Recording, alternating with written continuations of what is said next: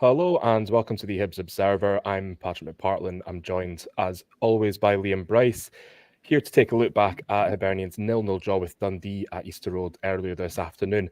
Bit of a missed opportunity for Hibs, who have been impressive under new manager Nick Montgomery since his arrival, but couldn't find a way past a resolute Dundee side this afternoon. Liam, a lot of good play from Hibs, but ultimately just fell short where it mattered in front of goal. Yeah, just couldn't find that way through to goal. I think, as you say, purely in the context of the result, it is a missed opportunity. I think Montgomery will be wanting to win every single home game. And you think, if Hibs are going to be one of those sides who are in and around that push for third at the end of the season, then these are the kind of games they need to, be making sure they pick up maximum points in. So I suppose from that perspective, it's a missed opportunity.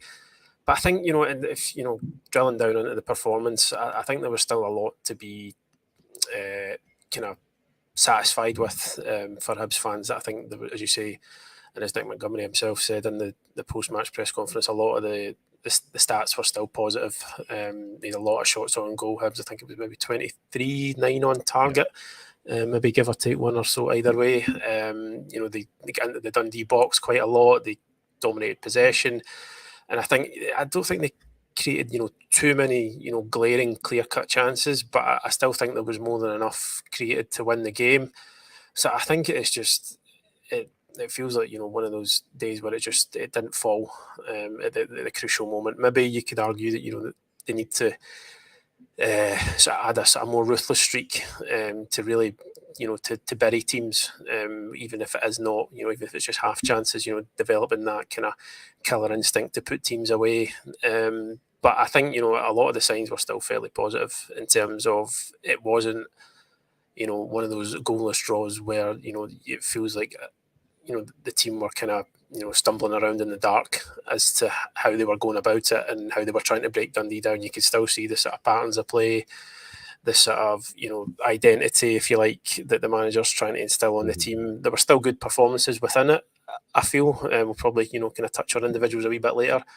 But yeah, I mean, I think once the initial frustration wears off, I think Nick Montgomery will be able to look at the performance and certainly the statistics from the game and just emphasise to his players, they were still getting into good positions. They largely still did, I think, what they've been asked to do, and they did keep out another clean sheet, which is it's you've got to acknowledge that because it's an area that Hibs have had a fair bit of stick for giving away kind of cheap and soft goals.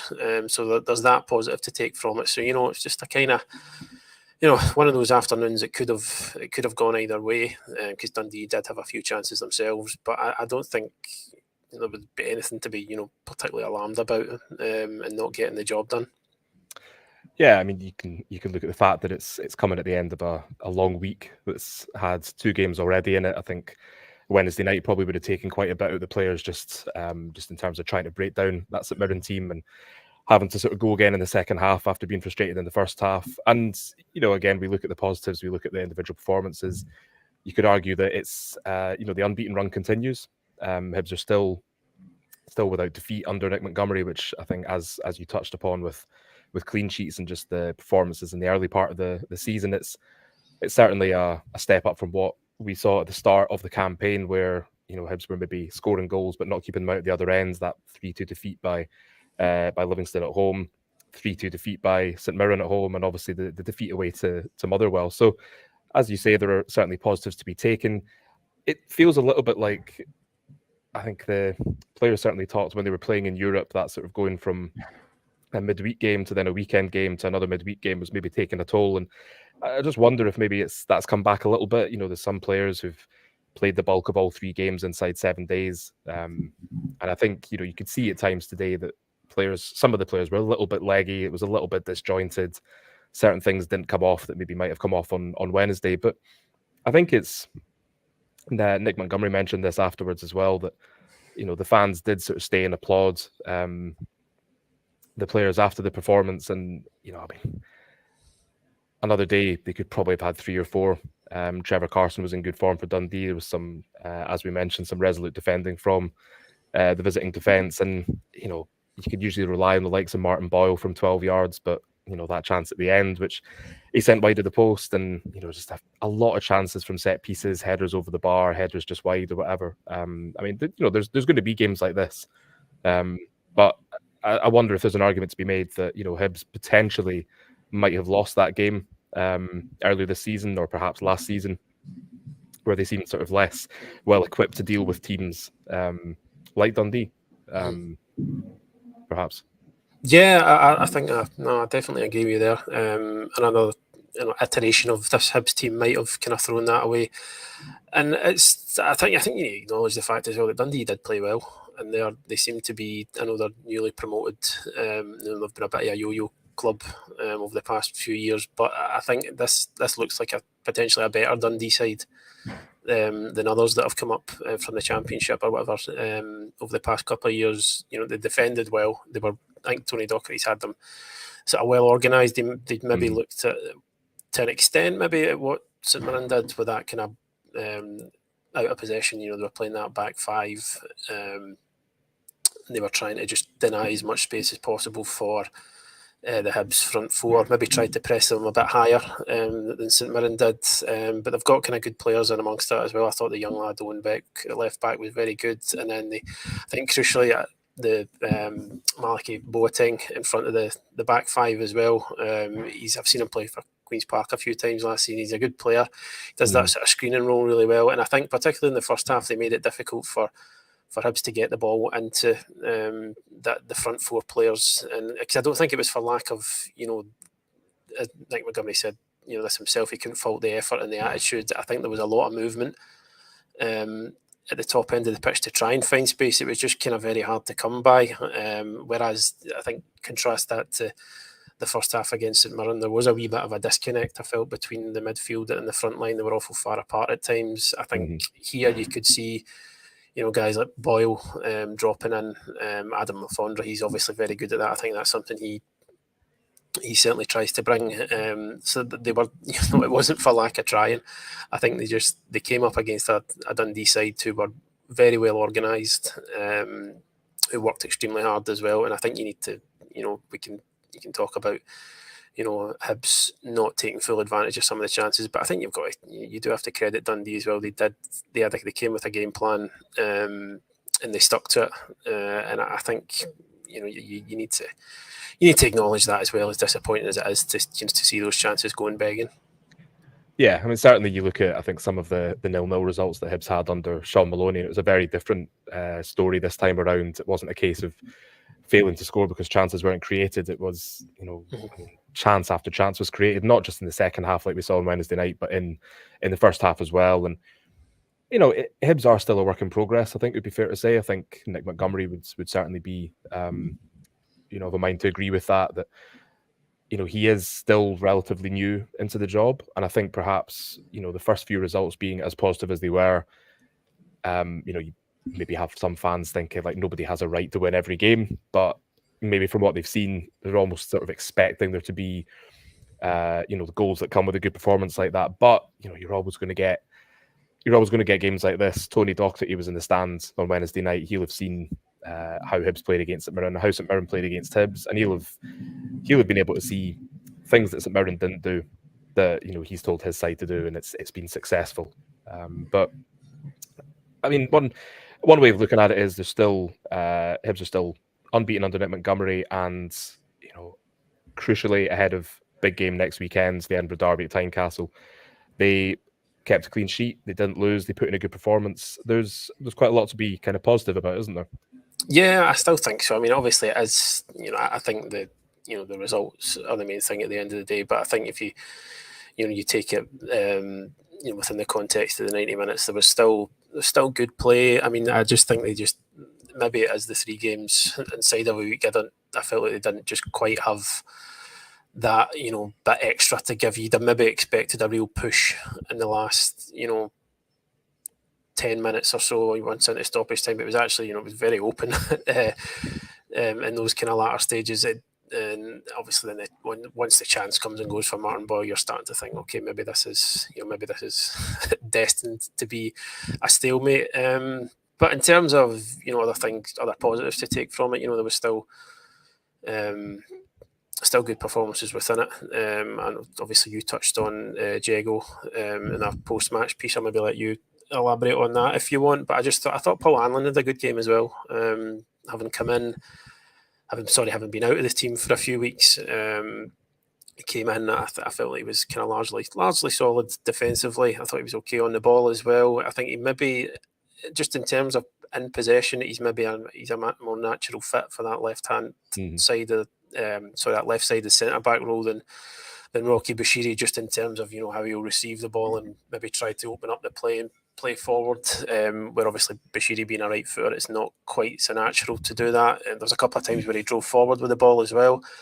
Committed players, which I think it may be important for a team like Hibs to have that when there are going to be sides who come to Easter Road and look at the way that they're going to play with that expansive forward line, and they're going to sit in and they're going to try and make it look as difficult as possible. So to have maybe somebody in the back line who can kind of break free and cause a bit of chaos in that sense could be useful going forward. But yeah, as you say, it was still good performances from some maybe not quite at it, not quite as sharp, but I think there's been a lot of football played recently. You need to take that into account, and I think they'll probably be glad to have a full week now to prepare for the Edinburgh derby. Definitely. You mentioned Jimmy Jeggle there. I think he's perhaps gone under the radar a little bit. Since probably from before Nick Montgomery came in, I think he was very good in the 2-0 victory away at Aberdeen.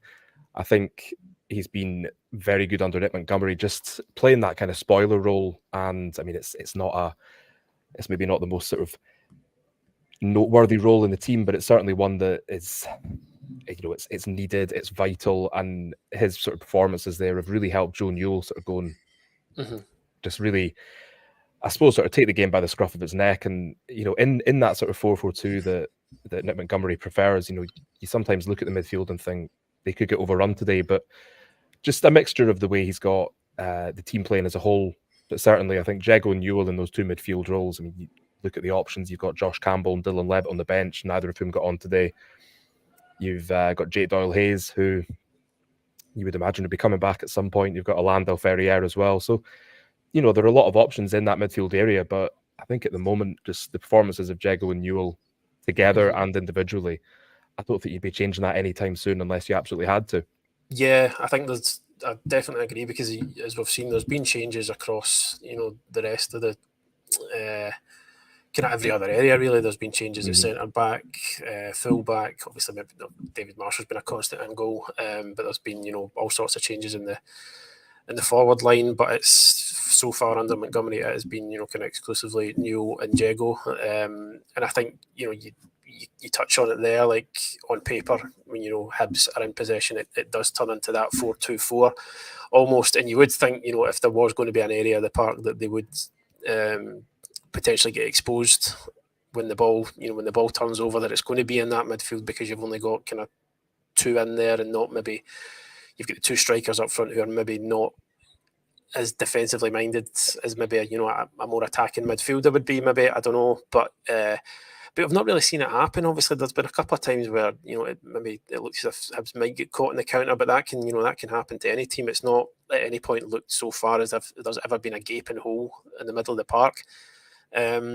And obviously, I think there's a bit more onus on Joe Newell to go and make things happen. And, he obviously does his fair share of defensive work as well. But, the fact that they're not getting overrun in that area, and obviously I hope I'm not jinxing it now, but, it does, it potentially does speak to, the amount of graft that Jeggo is getting through. And I think, it seems, I'm kind of just, putting two and two together here, but you'd feel like a manager like Nick Montgomery would be beneficial for him, because that's the kind of role that he played for so many years at Sheffield United. I'm sure he touched on that on Friday as well. So there'll be a lot that Jeggo can learn from the manager. I'm sure he'll take an interest in a guy who plays a similar role to what he did during his playing career. Yeah, so it is just by design, I think.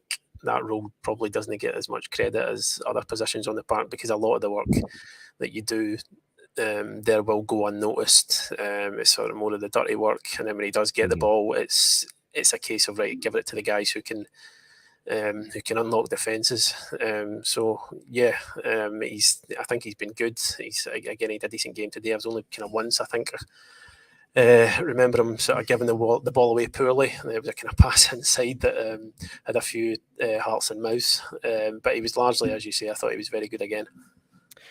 I think certainly from last season, he was brought in January by the previous regime, and again, perhaps didn't get the recognition he almost deserved. But I think you look at results in the second half of last season, and certainly seemed to be making a difference. Again, it's not the most fashionable of role, but it's certainly one that needs filled if you're going to play a certain way. But one of the things I have noticed this season so far is his passing, which I think was a real kind of bugbear for a lot of fans last term. Really kind of quite almost a divisive kind of stat, really, if you like, that his passing was not brilliant, and this really got under the skin of a lot of supporters who felt that it was maybe undoing the good things he was doing in that sort of screening role, that his use of the ball wasn't great. But certainly I think he's improved that this season, especially so since Montgomery's come in. And I think you're absolutely right when you say that obviously, yes, Lee Johnson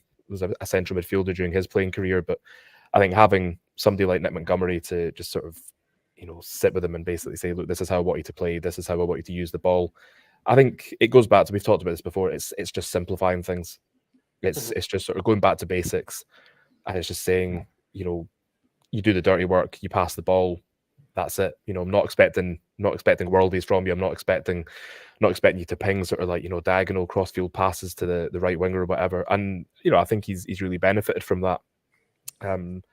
Suppose as well, what we should sort of point out, David Marshall made that fantastic save at the end, you could argue earn Hibs a point. It was a counter-attack by Dundee that I think Hibs would have been quite proud of themselves. I think Luke McCowan up that right-hand side, wonderful cross for Owen Beck, the impressive left back, and hit it really sweetly. But Marshall's in the right place at the right time, makes a good save, just as he did against St Johnstone. He made some good saves on Wednesday night as well, and I think he's certainly someone who's come in for a lot of criticism.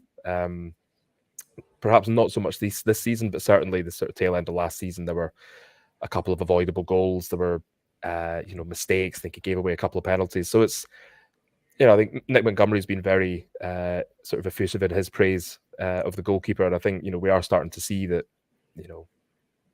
he does still have a lot to bring to the team. And I think again it could just be the change in manager. It could be the change in how they're playing out from the back. But certainly you could argue, you come the end of the season, could look back on this game and say, that's like a good point gained almost. I know we've talked already about the number of chances Hibs had, and 23 chances, failing to put any of them away. But I think you've got a keeper like that, somebody of Marshall's experience, making stops like that. It goes back to saying that perhaps last season Hibs might have lost this game, or earlier this season they might have lost this game, but instead it's it could be, come the end of the season, it could be quite a positive result. Yeah. I mean, certainly when all those chances did go begging, but then it's taken Marshall to step up at the end of the game to ensure that Hibs left with even a point. So yeah, absolutely, you have to credit him for that. And he made a great save in the first half as well. I think it was Zach Rudden's header from across. Reacted well to that one. So he's had a good game. There's been, I kind of taken it. I've seen, a lot of the criticism that you're talking about, and it kind of must be tough for goalies to, because I think they're in that position. Your mistakes are scrutinised, I think, far more than any other position on the park. There is literally no hiding there. But he's obviously he's as experienced as they come, David Marshall, and he'll be able to. I'd imagine none of the criticism that's come his way is really. You can't imagine he'd be up nor down about it. He'll have dealt with that his entire career. So yeah, it was good to see him make a couple of good saves today, and just kind of underline, that he still has a lot of value to bring. Yeah. So I think we can wrap it up there. Big game next week. Hibs obviously have the benefit of not having a midweek fixture this time around, and you can imagine that they can take the time just to get a few sort of knocks and bruises sort of rested and recovered in time for, I think, what will be another big test for not just Nick Montgomery, but I think for the for the players. There's some players there, I think, who probably due a good performance against Hearts. I think certainly given the sort of start to the season Hearts have had as well as Hibs, it should be a really fascinating encounter. And we'll obviously have a lot more about the build-up and sort of pre-match discussion press conferences next week. So do join us on hibsobserver.co.uk. Remember, you can still subscribe from just £1 for 6 months. You can get access to all our articles on match day and the rest of the week as well. Thank you for joining us. I've been Patrick McPartlin. He's been Liam Bryce, and we'll see you soon. Cheers.